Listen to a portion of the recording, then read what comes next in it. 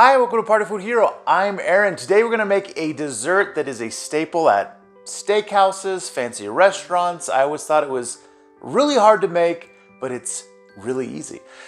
It is creme brulee. Delicious creme brulee. Who doesn't love creme brulee at the end of a meal? It's so smooth and delicious and creamy and amazing. I will show you exactly how to make it. Super easy. Let's go check it out.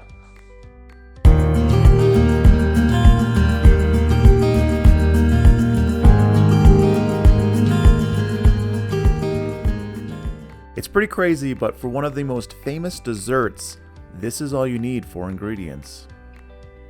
Simple yet delicious.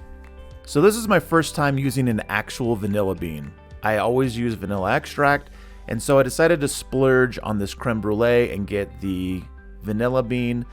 All you're gonna do is you're gonna split it open, and it's gonna expose the innards of this vanilla bean, which I like to call vanilla bean caviar. There's the little specks that you'll see in like vanilla ice cream, like legit vanilla ice cream. They're just these little specks of deliciousness. Now, you don't have to use vanilla bean for this creme brulee. You can use vanilla extract, but it makes a massive difference using vanilla bean. I did it both ways.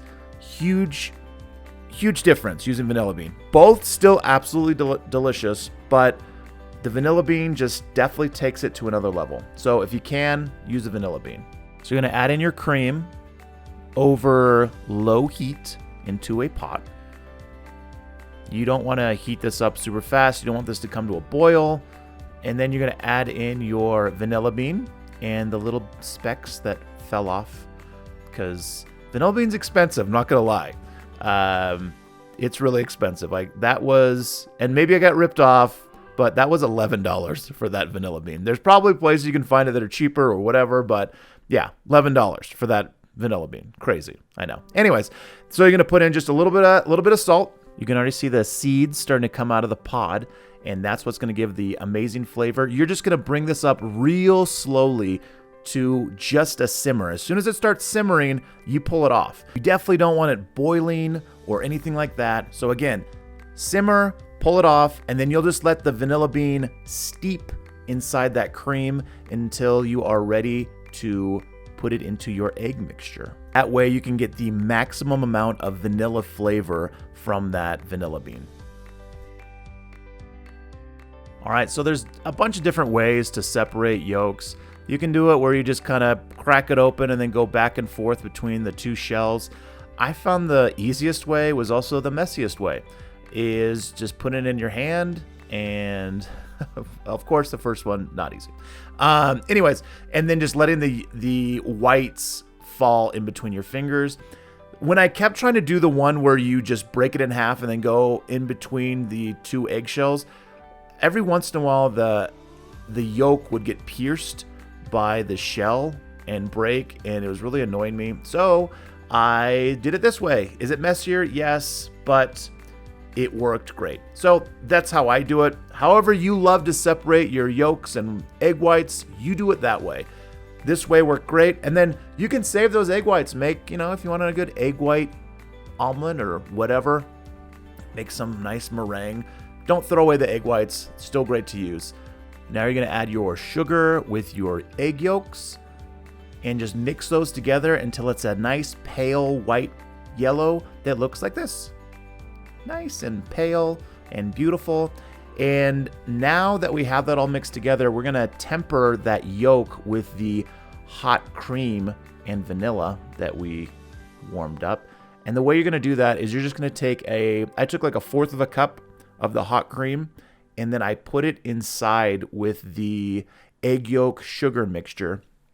And the reason you want to temper this is for obvious reasons. If you just put the hot cream right in there, you have the chance of scrambling the eggs, which is no bueno. You don't want to do that. So this is going to bring that temperature of the egg yolk up enough, slowly enough, where you're not going to get scrambled eggs. So just mixing and whisking vigorously is the way you do that. And then I grabbed a little bit more, added some more in just for good measure, because I was nervous that it would scramble the egg. I really didn't want that to happen because I didn't want to start over again. So I did it twice where I just added a little more. Probably didn't have to, but just in case I did. Whisk that in, and then after that, you'll be able to add the rest in, no problem.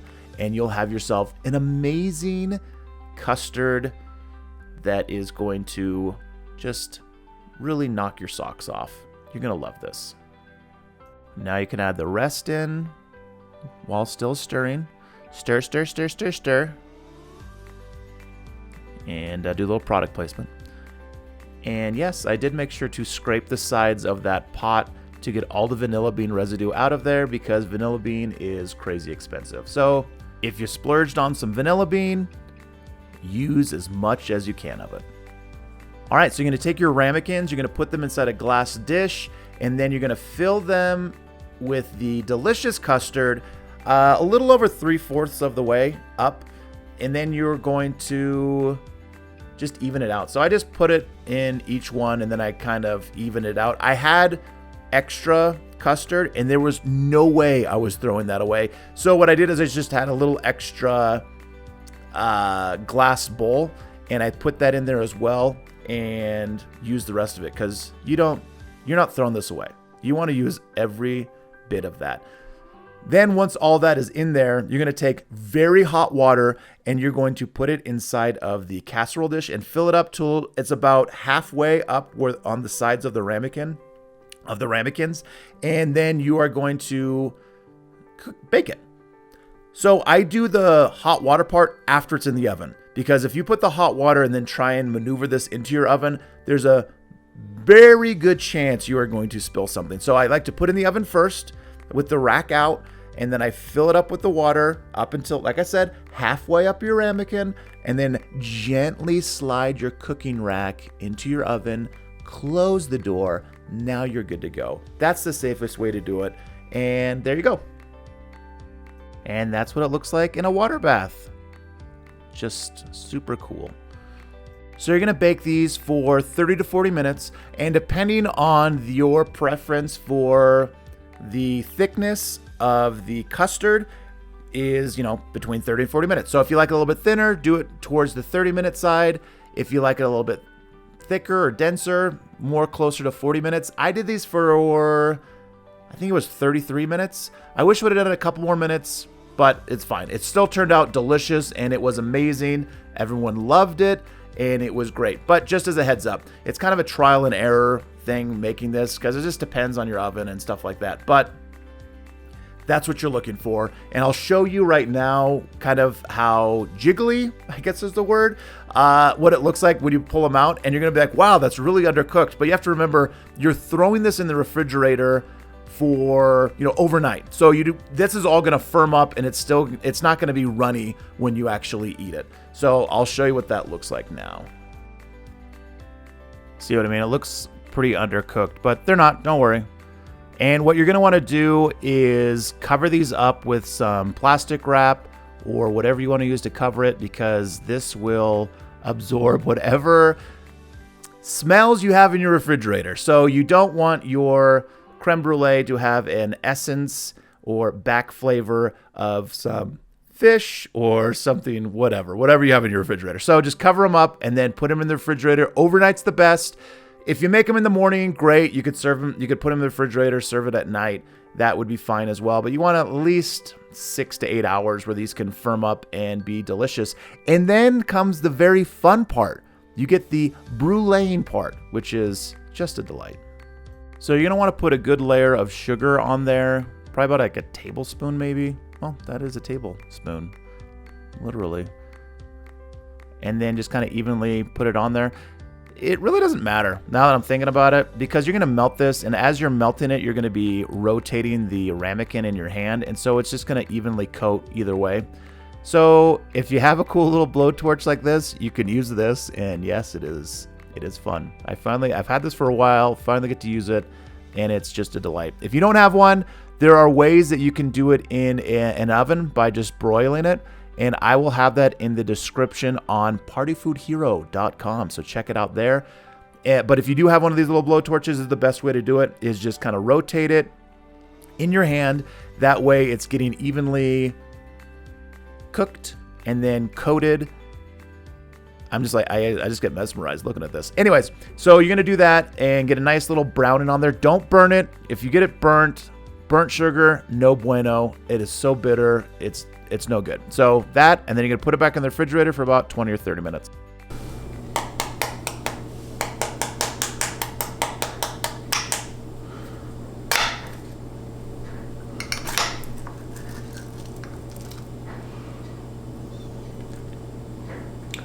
All right, now for my favorite part of the video, I get to eat the food. Now, as you could see, this was really easy to make.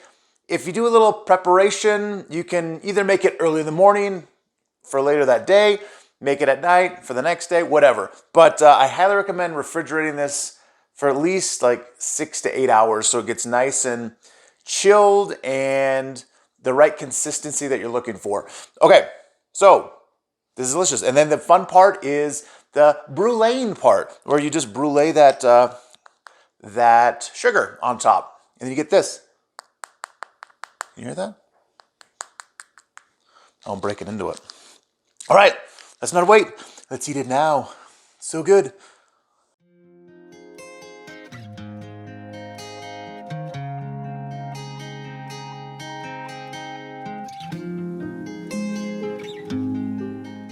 Okay, so that's amazing. And there's a reason why creme brulee is on like every dessert menu at any nice restaurant you go to. It's because it's one of the most perfect desserts. It's sweet, it's creamy, it is so smooth. Oh, that's so good. You get that crunch, you get the contrasting smoothness with the creaminess of the custard. Oh, delicious. And you have the little flakes and little specks of the vanilla bean in there, which I think makes a big difference. My goodness. That is really good. You got to make this for your next party or just make it for yourself. We're not even throwing a party. We just made 4 of these. We're going to eat them ourselves. But it's delicious. Like I said, easy to make, easy ingredients. You don't have to use the vanilla bean. You can use vanilla extract. Still super delicious. But if you want to splurge, use the vanilla bean.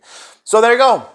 Don't forget to hit like, hit subscribe, hit the notification bell. We're putting out videos every week. Check out some of our old videos. We have tons of recipes that you can use to make just such great food for your friends and family, or again, for yourself. Don't forget, follow us on Instagram at partyfoodhero. Don't forget, go to partyfoodhero.com. That has all the recipes. It's very easy. It's searchable. You don't have to scroll through a million different things. Once you click on a recipe to actually find it, it's very user-friendly.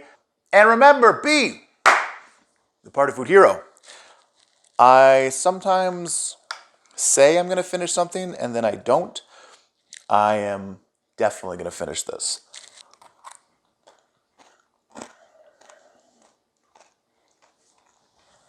So good. Be the Party Food Hero. So good.